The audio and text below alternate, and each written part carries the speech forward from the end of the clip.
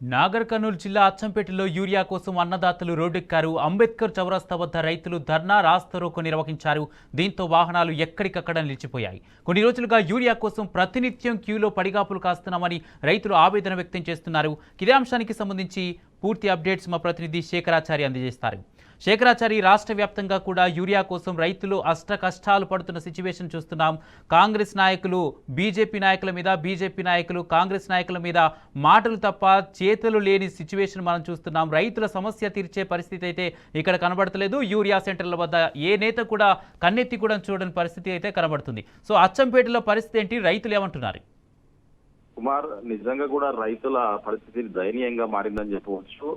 ఇన్ని రోజులైనప్పటికీ కూడా రైతులకు యూరియా తిప్పలైతే తప్పడం లేదు. ప్రతినిత్యం కూడా రాష్ట్ర వ్యాప్తంగా ఎట్లయితే ఉందో నాగర్ కర్నూలు జిల్లా వ్యాప్తంగా కూడా ఏదో ఒక చోట, పలు చోట్ల కూడా ఏదో ఒక చోట యూరియా ఇస్తారని చెప్పేసి అక్కడికి వెళ్తే కూడా అక్కడ దయనీయమైనటువంటి పరిస్థితి కనిపిస్తా ఉంది. ఈ రోజు తెల్లవారుజాము నుంచే కూడా అచ్చంపేట పట్టణ కేంద్రంలో యూరియా కోసం 5 గంటలకే తరలి వచ్చినటువంటి రైతులు యూరియా ప్రతినిత్యం వస్తా ఉన్నారు, వెళ్తా ఉన్నారు. ఈ రోజు కూడా ఇస్తామని చెప్తే వచ్చామని చెప్పేసి వాళ్ళు అక్కడికి వచ్చి చూడగా అక్కడ కార్యాలయం ఏదైతే కౌంటర్ ఉందో ఆ కౌంటర్ బంద్ ఉండడంతో వాళ్ళు ఏం చేయలేని పరిస్థితుల్లో ప్రతినిత్యం ఇదే పరిస్థితి. ఇంటి దగ్గర గొడ్డు గోద తర్వాత కుటుంబాన్ని అంతా కూడా వదిలిపెట్టి వ్యవసాయ పనులన్నీ కూడా వదిలిపెట్టి ఇప్పుడు పంటలు ఎండింగ్ స్టేజ్ కి వచ్చాయి. ఇప్పుడు కనీసం యూరియా వేయకపోతే ఆ పంటలు కూడా మొత్తం ఇప్పటికే వర్షాలు అధికంగా వచ్చి ఒక రకంగా పంటలు ఖరాబ్ అయితే ఇప్పుడు ఈ యూరియా వేయకపోతే ఆయింతకు కూడా ఖరాబ్ అవుతాయని చెప్పేసి వాళ్ళ ఆవేదనతో కడుపు మండి రోడ్డు పైన అచ్చంపేటలోని అంబేద్కర్ చౌరస్తా వద్ద కూడా వాళ్ళు నిరసనకు దిగినటువంటి పరిస్థితి కనిపించింది. ఒకవైపు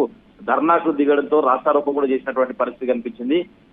ఆందోళన చేస్తున్నటువంటి క్రమంలో పోలీసులు అక్కడికి వచ్చేసి, స్థానికంగా అచ్చంపేట పోలీసులు అక్కడికి వచ్చేసి ఇక యూరియా ఇక్కడ ఇచ్చేది అక్కడికి పిఎస్సిఎస్ వద్దకు వెళ్ళాలి, అక్కడ యూరియా ఇస్తామని చెప్పేసి వాళ్ళను బలవంతంగా కూడా అక్కడికి తీసుకెళ్లినటువంటి పరిస్థితి కనిపించింది. అక్కడికి వెళ్ళిన తర్వాత యూరియా ఇస్తారేమో అని చెప్పేసి రైతులంతా కూడా ఎక్కడ క్యూ లైన్ పోతుందో అని చెప్పేసి తమ చెప్పులను సైతం క్యూలో పెట్టినటువంటి పరిస్థితి. దీంతో భారీగా క్యూలో నిల్చున్న వాళ్లకు పోలీసుల సహాయంతో, పోలీసుల పహారంలో అక్కడ ఉన్నటువంటి ఆలస్యంగా వచ్చినటువంటి అధికారులంతా కూడా కేవలం టోకెన్లు మాత్రం ఇస్తాం, యూరియా ఇప్పుడు లేదు, ఎప్పుడు యూరియా వస్తే అప్పుడు ఈ టోకెన్లు ఇచ్చిన వారికి మాత్రమే యూరియా ఇస్తామని చెప్పేసి కొంతమందికి మాత్రమే టోకెన్లు ఇచ్చినటువంటి పరిస్థితి. ఆ టోకెన్లు తీసుకున్న వారు, టోకెన్లు అందని వారు సైతం కూడా అక్కడ ఆగ్రహం వ్యక్తం చేస్తున్నటువంటి పరిస్థితి కనిపించింది. అయితే ఈ సందర్భంగా రైతులు మాత్రం బ్లాక్ లో 400-500కు అమ్ముతా ఉన్నారు. మరి ఇదంతా కూడా ఎక్కడి నుంచి వస్తుంది? ఇది కేవలం బ్లాక్ మార్కెట్ కు తరలించే ఉద్దేశంతోనే ఈ యూరియా కొరత సృష్టిస్తున్నారని చెప్పేసి, కావాల్సినటువంటి అవసరం ఉన్న వాళ్లకు యూరియా ఇవ్వట్లేదని చెప్పేసి కూడా వాళ్ళు ఆగ్రహం వ్యక్తం చేయడంతో పాటు ఓట్లప్పుడు ఇంటింటికి వచ్చారు, మా ఇంటి దగ్గరికి వచ్చారు, అడుక్కున్నారు, ఓట్లు వేయించుకున్నారు. ఇప్పుడు గద్దెనెక్కిన తర్వాత కనీసం మా కష్టాలను ఎవరు కూడా పట్టించుకోవట్లేదని చెప్పేసి పాలకులు కనీసం మేము పడుతున్నటువంటి కష్టాల వైపు, అంటే ఈ సెంటర్ల వైపు కన్నెత్తి కూడా చూడడం లేదని చెప్పేసి వాళ్ళు దుమ్మెత్తిపోస్తున్నటువంటి పరిస్థితి కనిపిస్తా ఉంది.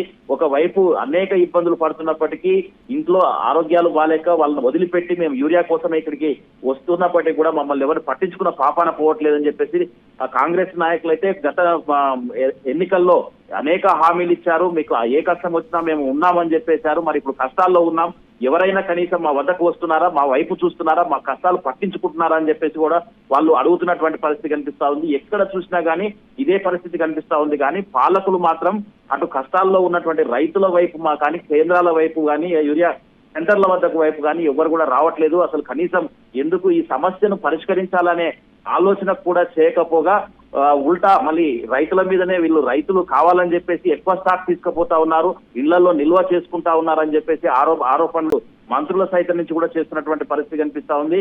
ఒకవైపు ఎమ్మెల్యేలు, స్థానికంగా ఉండేటువంటి ఎమ్మెల్యేలు అయితే అసలు అటువైపు కూడా చూడట్లేదు.